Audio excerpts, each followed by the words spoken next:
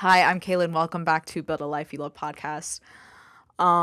Today we're gonna talk about health because if you don't have health, you can't do the things that you were called to do. You can't build a life you actually want to live because you physically can't. I kind of wanted to talk about this because God has been kind of talking to me about it, and I think about my grandmother. She passed away like 2 years ago, but she was bedridden for majority of what who I remember her as. And I always think like what could have been our relationship and what could we have done together if she was able to walk around and go places easier, all the things like that. And I don't want to end up, I'm not saying I'm going to become bedridden because I do try to eat healthy and work out, but there's always room for improvement. But, I want to take care of the vessel that God gave me so that I'm able to fill my purpose and enjoy the things in life. And I think I just said this, but without a healthy body, you can't do the things that you love to do. You can't fulfill the dreams that you want to achieve. So these are some of the ways that I am improving my health in 2026. Number one, by the way, I encourage you to do the same. Number one, I'm going to try to get lab work done every 6 months. I am not usually one to go to the doctor unless something's wrong. I don't know if that's a good idea or a bad idea. Um, but I also know there's something called preventative health care. And it's always good to just have a checkup and make sure nothing's wrong, make sure everything's working properly because it could save your life. I believe I got lab work done probably a year ago, so I think, I'm right on track to probably get that redone. I also got a hormone panel and I think a gut test done last year, and we did find some things, and I do feel like I've made improvements since then, especially with my energy and my skin, because one of the reasons why I got those tests done was to see why my skin was breaking out so bad. And I did, in fact, have a gut infection. And I think just sticking to my probiotics and my greens each morning and taking sea moss every day has tremendously helped my skin. So if you're not already taking a probiotic, I highly recommend that you do so because it could be a reason why you're breaking out and why you're bloated. So, also, if y'all know of any cool doctors in the North Shore area, let me know. Because I haven't really found one that I liked, which is probably why I don't go because I don't really like going.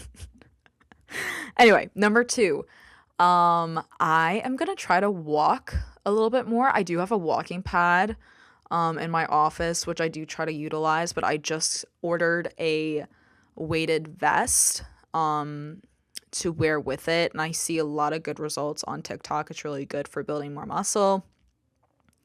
And I want to do my walks when I'm kind of in the luteal and menstrual phase because I hear women are not supposed to do like really intense workouts during those parts of their cycle because it increases cortisol and makes our hormones dysregulated. So, at least that's what I hear. I'm not a professional. Don't take any medical advice from me. This is just what I'm doing. God, my throat is so dry. The next thing that I'm doing, I wouldn't say like my diet is bad, but I definitely think there is room for improvement. I want to do the anti-inflammatory diet, but I don't know how realistic that is because I, when I was younger, I've been dieting since I was 12. Okay, which is a long time. And somebody very close to me had health issues, which kind of like not affected me, but like made me had a lot of trust issues with the health system and kind of put a lot of fears in my head, especially about weight and everything.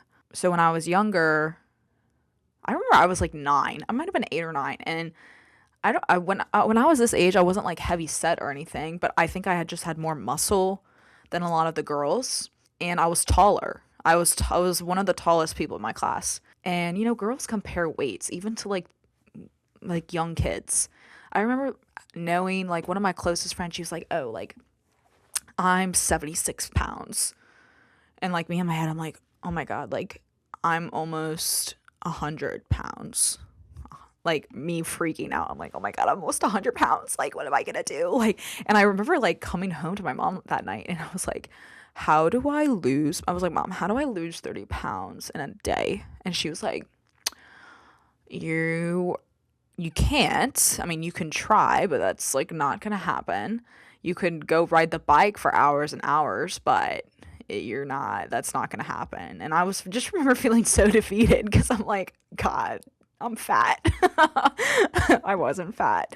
But anyway, that kind of sticks with you. So I think every girl kind of deals with body image issues in their own way. But anyway, so I guess it kind of bled into my early preteens, or my preteens and my teen years in early college. So I think my first diet was like 12. I was 12. And I think I did keto or something, or paleo. I think I did lose some weight. I definitely like slimmed down a little bit. Um, but then, like, I think senior year, got into intermittent fasting, which I'm not against fasting, but I think when you don't have the right mindset, or you have an extreme mindset, it can go very south fast. And I lost my period probably like the summer before college, and I didn't really understand at the time, like, that probably meant I should probably eat more.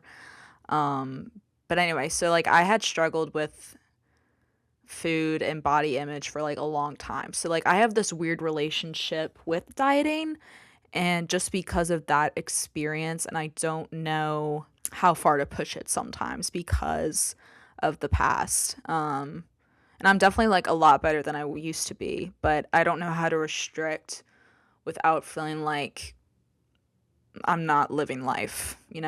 Anyway, so that's still something I'm kind of working towards, but I eat whole foods. I don't try to overeat. I eat till I'm full, and I think that's the most important thing. I will say though, I've been trying to up my fiber, because that's one thing that I haven't really focused on.